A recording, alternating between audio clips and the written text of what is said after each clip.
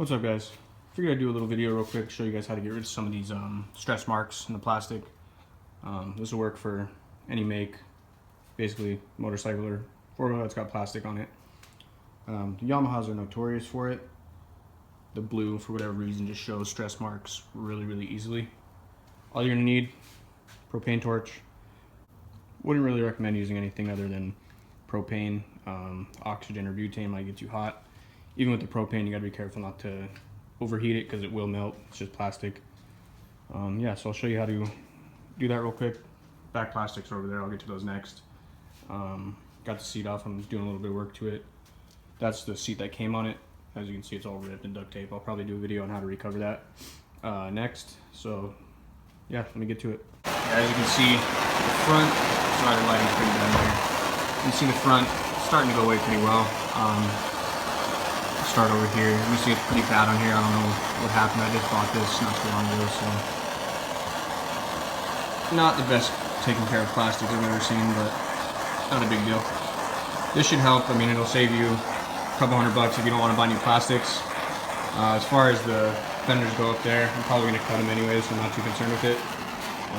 They got pretty bad stress marks in the corners, but like I said, I'm probably going to cut these off right there at that edge. So I'll take care of the screws and go from there. Show you how it looks when I'm done. Alright guys, so this is after just a few minutes of working with it. It's still cooling in a few areas, so there are some dark spots. As you can see, I mean, it really does bring back the color. Like I said, it's not going to be perfect, but it does blend it a lot better, and it really brings out the shine in the plastic some more.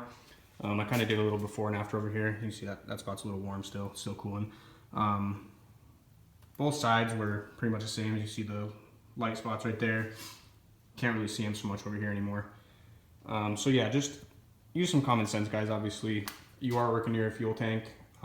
Mine's drained. I would recommend just take the plastics off if you're going to do this. That way you don't have to worry about melting anything you don't want melted. There are wires and fuel lines and stuff over here. So like I said, the back ones I have up there, I'll be doing those off the bike. And as far as the stress marks that I have on this area over here, not too concerned with because I'm probably going to be cutting it right here anyways. But for this is a 2000. I just bought it. For being 18 years old, it's not in bad shape.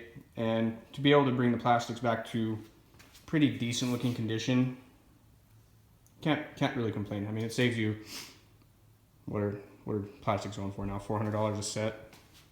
Saves you some money, brings the